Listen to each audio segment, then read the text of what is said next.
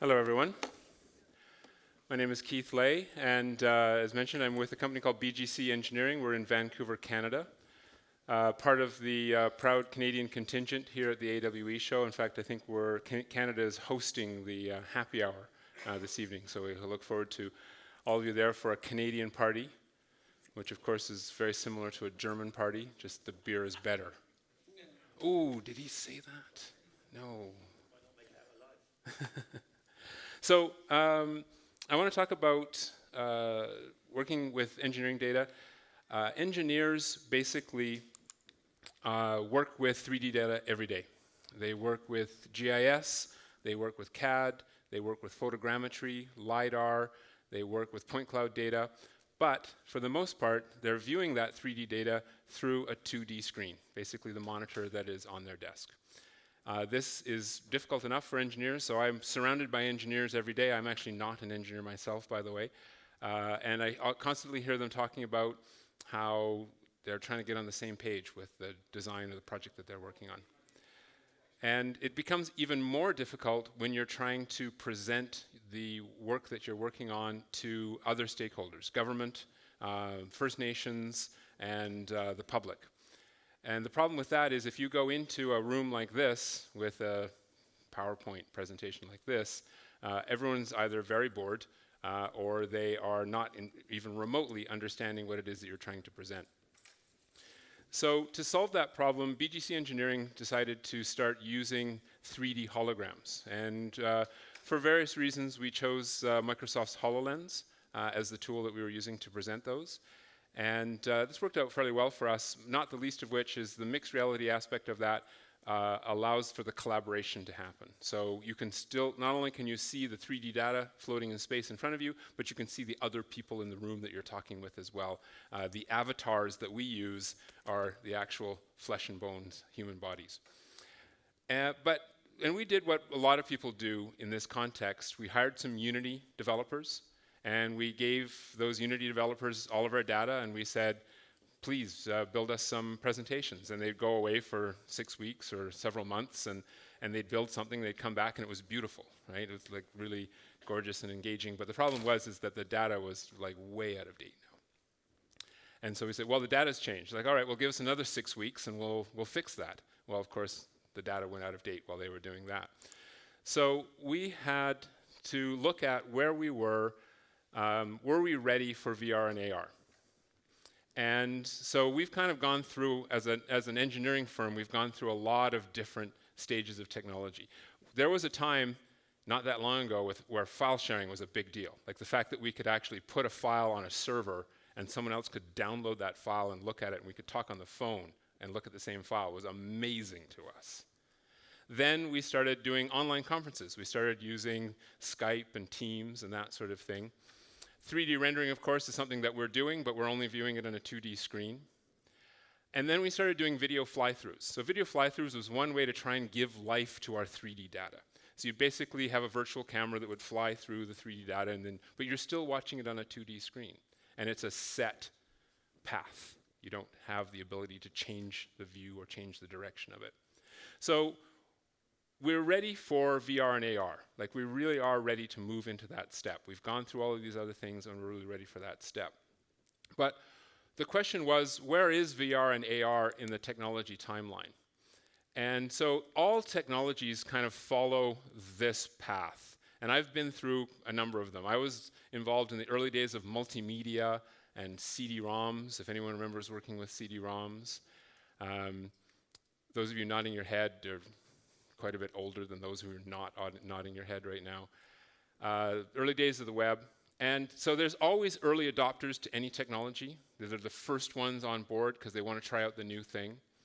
Then there's the cool factor. So then there's the companies that get involved because they just want to have the cool thing. What does it do? I don't know. It's just really cool. And fortunately for us with VR and AR, we've gotten out of that cool factor phase.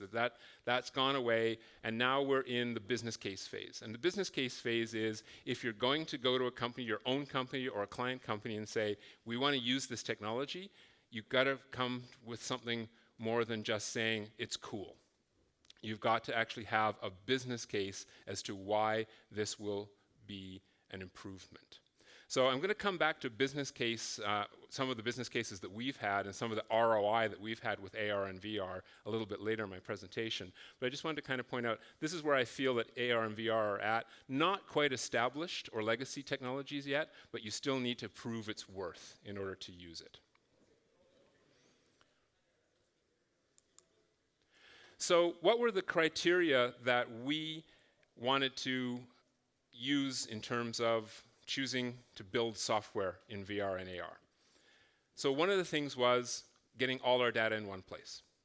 So we use a lot of different data, as I mentioned before. We're using GIS, we're using Esri, we're using Global Mapper, we're using various flavors of CAD, we're using point cloud data, LiDAR, photogrammetry, subsurface data, borehole data, just the list goes on and on and on.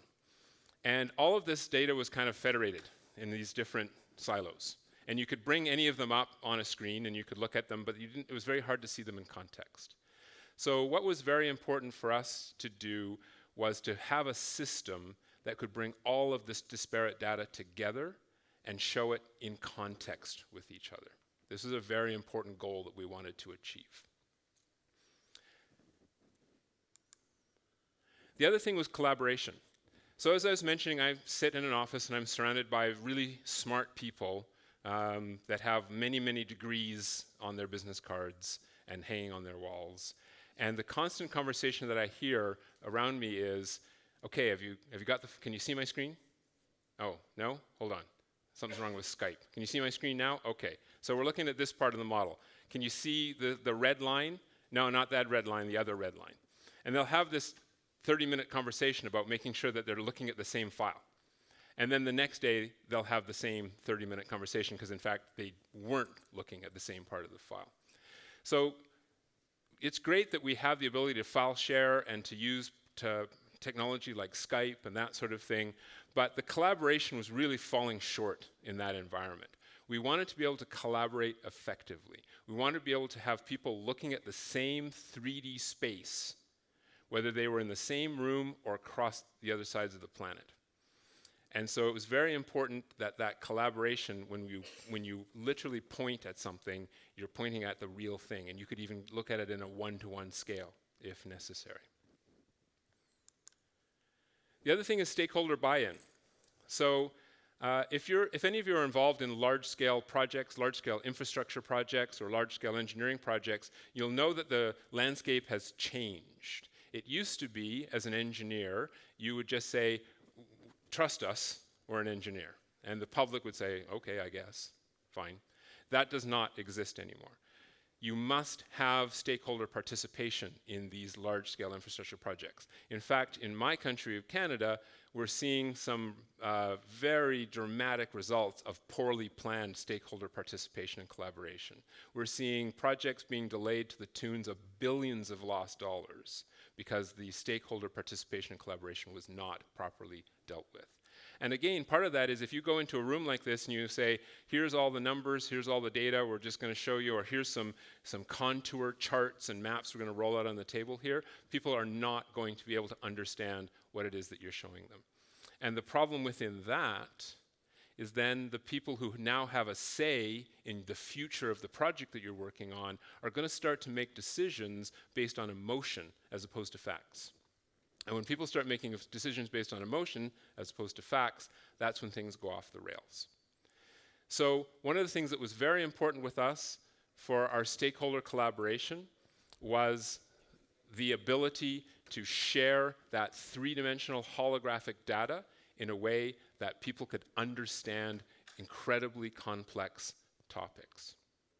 The photo I have showing you here is, this is actually a project in the Northwest Territories of Canada, just south of the Arctic Circle. It's a giant mine. It's actually called Giant Mine, and it's a abandoned gold mine. You see the golden areas, the kind of blobs on that image that people are looking at with the holograms. Those are what the former stopes where the gold mining took place.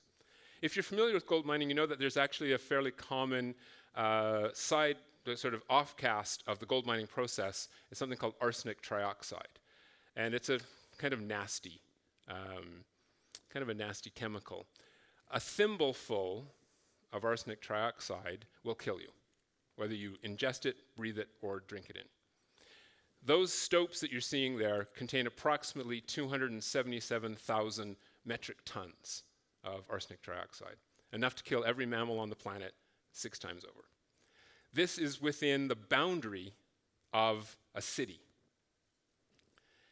With global warming, with the water table rising, it will wipe that city off the map. So the government of Canada is spending $900 million. If you're wondering why the beer tonight won't be as good, it's because we're spending $900 million on fixing this problem, taking away from some more important things.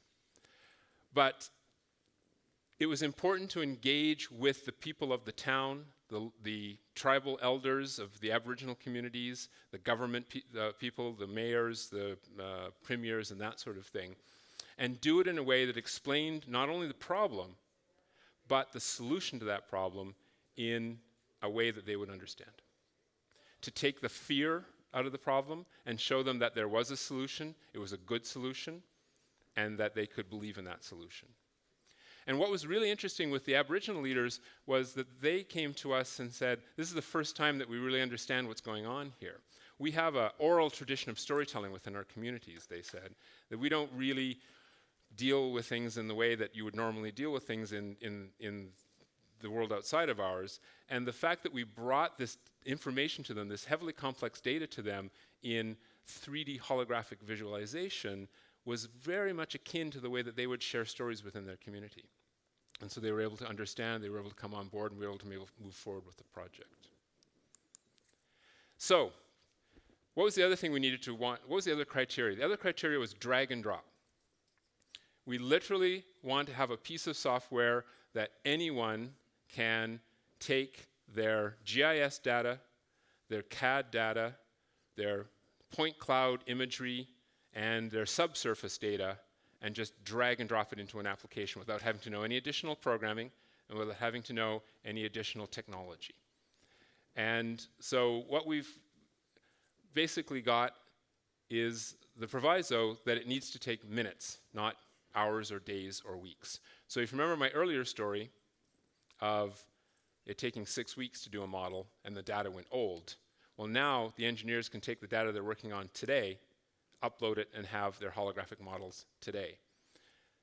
And if the data changes tomorrow, then they can do it again tomorrow or an hour from now. So the drag and drop capability was a critical aspect to this.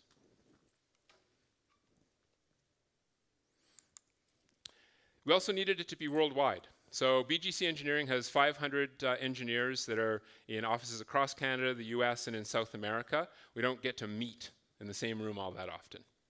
So we needed to have a system that allowed people to take all of that data, upload it to the cloud, have it be processed, and then immediately be able to access that from anywhere in the world that they had an internet connection. And along with the HoloLens, we're also using iOS devices. So with iPhones and iPads, you can also have people participate in viewing the models as well. So the other thing was, we have a lot of data that we work with, a huge number of data types. They tend to fall into these categories. So spatial databases, these are things like your Esri, your Global Mapper, your Oracle. Gridded elevation formats, so 3D PDF, USGS data, raster formats like JPEG, PNG, MapTech, that sort of thing. ArcGIS, vector formats, 3D Studio Max, AutoCAD, Blender, SketchUp, all of that CAD stuff, if you're familiar with that. Photogrammetry, LiDAR, and then subsurface modeling in XML, CSV, SQL, that sort of thing. And this is basically, this is a sample in the blue lines. This is a sample of hundreds of data file types that we work with on a day-to-day basis. We needed to create a system that was going to basically cook all that down and bring it together and put it into one holographic presentation. So it's another important criteria for us. So the solution that we came up with, we call it the ADA platform. If you're familiar with the Pioneer ADA Lovelace, She was one of the first people working with Charles Babbage to actually come up with the ideas of computer software hundreds of years ago. And so in kind of honor of that pioneer, we felt that we were pioneers as well. And so we called it the Ada platform. And our intention with the Ada platform is to basically completely change the state of practice in engineering, just like CAD did.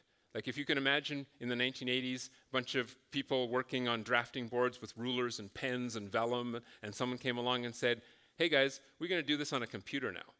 Oh, they probably would have laughed you out of the room. But that's where we're at right now with 3D holographic visualization. This will be something that seems odd and strange today, but in 5 years from now will be a completely normal thing. So we have implemented Ada on over 30 projects around the globe, working with some fairly large companies. Canadian government, of course, Barrick Gold, Suncor, Rio Tinto, Caltrans in California, a few other organizations like that. And what's been amazing about it so far is it's really allowed engineers to collaborate together, stakeholders to work together, and the public to get involved in these projects and have an understanding of what's going on. So as I talked about ROI, if you're going to make an investment in a new technology, there has to be a return on investment, and we've actually seen some pretty big ones. So as it mentioned, the $900 million reclamation project, which was going off the rails due to poor stakeholder engagement, is now back on track because of our holographic vision. We had a mining operation that was basically being told that they needed to pull back on their mining operation because it was unsafe. In fact, it was not unsafe. What they were doing was perfectly fine, and using the holographic visualization showed the review board that in fact everything was okay, and that actually was a $100 million benefit to the end user as a result of using our technology. And in California, there's a highway rerouting project with a $30 million public consultation process that also was going off track because people were not understanding what the data was telling them. And by using the holograms of the Ada platform software, they were able to get that, salvage that process. As we, the people from the state of California said, we don't have extra $30 million to just redo these processes every year. We have to do it once, we have to get it right the first time. So we're quite happy to see some very substantial ROI. Some people that have used it, again, Department of Transportation has said that they really appreciate that it's adding value to the risk assessment process, and that experts can get an understanding of what's happening underground. So this is in California, where a section of the Highway 101 is slowly sliding into the Pacific Ocean. And we were able to show the seismic data and why that was a problem, and where they could reroute the highway. And again, our friends in northern Canada feel that they've found a truly great tool for communicating to stakeholders and helping project staff in their own work, especially in the underground. So, moving forward, we are here at AWE to basically debut the cloud version of our software. What we would like to do is we'd like to have the opportunity to demonstrate it to you, show you what it is that we've created, and show you how it can benefit whatever projects that you're working on. So we do have a booth here at the show. We're at booth S2 in the back of the hall. So if you have interest in wanting to see a demonstration of this, if you want to learn more about what we're doing, if you want to put a HoloLens on and see how it goes. We've got a couple of guys who've seen it here already. You were in our booth earlier, weren't you? Yes? No? Sorry. You look very much like someone who was at our booth before. You and one other gentleman have an amazing beard here at the show, is basically, I guess, what I've learned right now. But for the rest of you and you, we would like you to have you come by and check it out. So basically, we are working in oil and gas exploration, mining, operations and reclamation, training, both in terms of safety and equipment, working with departments of transportation, working in ports and rail, and we also want to create partnerships with other providers as well in terms of licensing our software. So with that, you can check out www.adaplatform.io. you can send us an email at info@adaplatform.io, or come check us out today or tomorrow at booth S2 here at the AWE Expo. Thank you very much for your time.